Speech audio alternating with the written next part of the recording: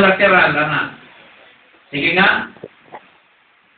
Ilagay natin dyan yung kutsilyo at hawakan mo at magpakakitin ka kung hindi ka masugatan. Ibig lang sabihin, hindi yun totoo. Hindi yun totoo. Ang totoo ay, ikaw ay punong-puno ng pag-asa. Kahit na naman sitwasyong pinagdadaanan ng iyong pamilya, ikaw pa rin ang may hawak ng iyong pag-asa sa Panginoon. Amen? Parang sa tingin mo, kahit sa mundong ginagalawan mo ng pag-asa, kahit minsan sa pamilya mo, parang nakikita mo, parang wala na yata akong pag-asa. No! Continue! Your life is blessed. You have hope in the Lord. Sa itsura ng mga nakikita ko ngayong gabi, ito yung mga bata, ito yung mga lalaki at babaeng may magandang pupuntahan sa buhay. You have hope. Balikan natin sandali, Jeremiah. Sabi pa doon, Jeremiah 29, verse 12. Ito na. Ano lang ang dapat mong gawin para manatili iyong destiny mo na good future? Good plan? Ano pa? Hope. Ito yung verse 12. Sabay-sabay. Gusto kong basahin natin ng malakas. Ready? Go. In those days. Sandali. Hindi ganyan. Okay? Read it as your destiny. Ready? Go. In those days, when you pray, I will. Panampakan natin si Lord. Si Lord pala, makikinig sa'yo kung ika'y mananalangin. Kaya huwag kang magsawang manalangin sa Panginoon. Amen. Pray and pray and pray. And the Bible says, when you pray, I will listen. He will listen to you. Sa tingin mo minsan, parang walang nangyayari sa buhay mo. Paano dito mo manalangin? Sa bahay ninyo, hindi ko sabihin ng nanay mo, anak, hindi ko pinagpipray yan. Umiano pagkatapos kumain. Bago ka kumain, mag-pray. Bago matulog, mag-pray. Pagkagising sa umaga, mag-declare. Sino nagdi-declare dito tuwing umaga? Restore. Amen. Sige nga, sabay-sabay ka. Ready, go! Restore. Again. Restore. Mas malakas. Restore. The Lord is, Lord is my shepherd. I have all that I need. By the stripes of Jesus Christ, I am healed. He forgives all my sins and heals all my diseases. No weapon is formed against us shall prosper.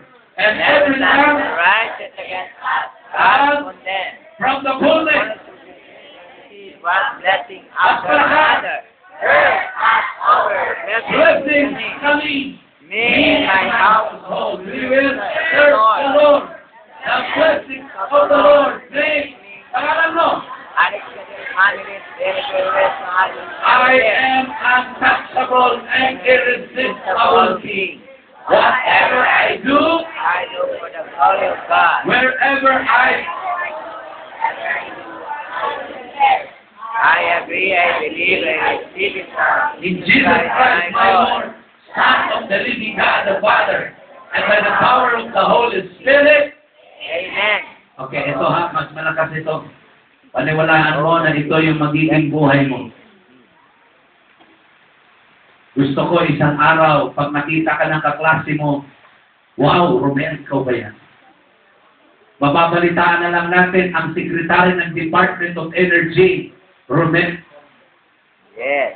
Di ba? Ang Chief PNP Police, Romel Combo.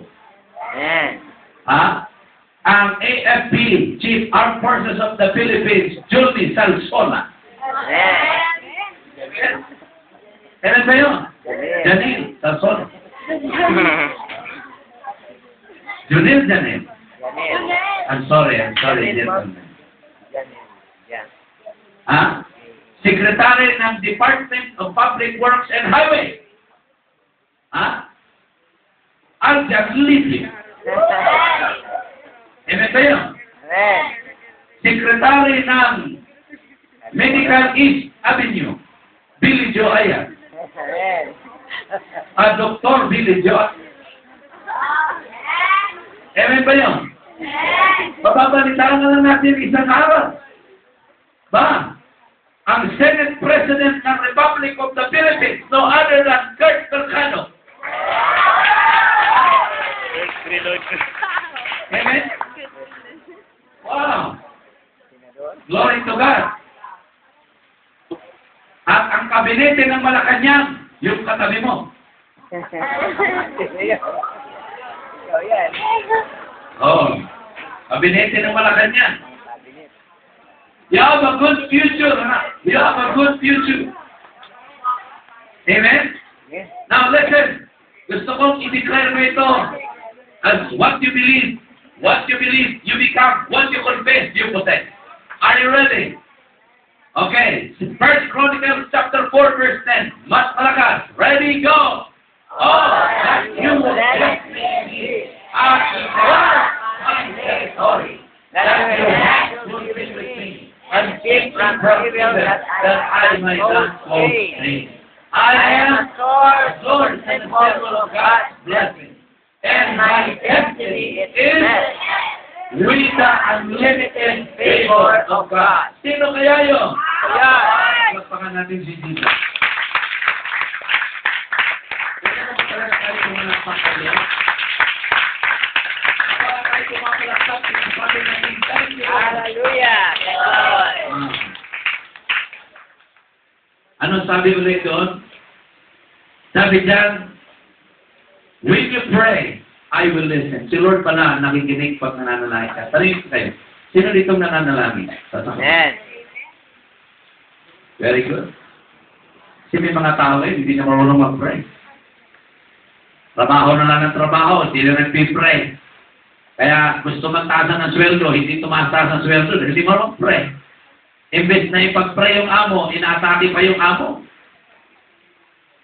May kausap pa ako, kaya lalong hindi pinagpapala ang trabaho.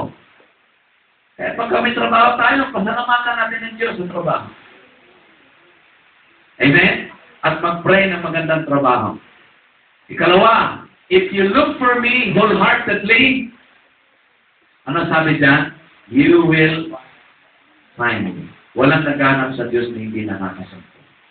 Now, tonight, ladies and gentlemen, I want you to know that there is God who is in control of every situation. Amen. May Diyos na nagkukontrol sa bawat sitwasyon. Hindi mo kailangan matakot, hindi mo kailangan malungkot, hindi mo kailangan mangamba. Yan ang sabi ng John chapter 14 verse 1, let not your heart be troubled, but believe in God and believe also in me. He is the God who provides every need of His people. Ngayong gabi, magpapasalamat tayo sa Panginoon. Kalimutan mo muna yung katabi mo. Huwag mo manang pansinin ang katabi mo. Alam niyo, pasalamat ka sa Panginoon. Dito ang tingin. Pasalamat ka sa Panginoon Diyos.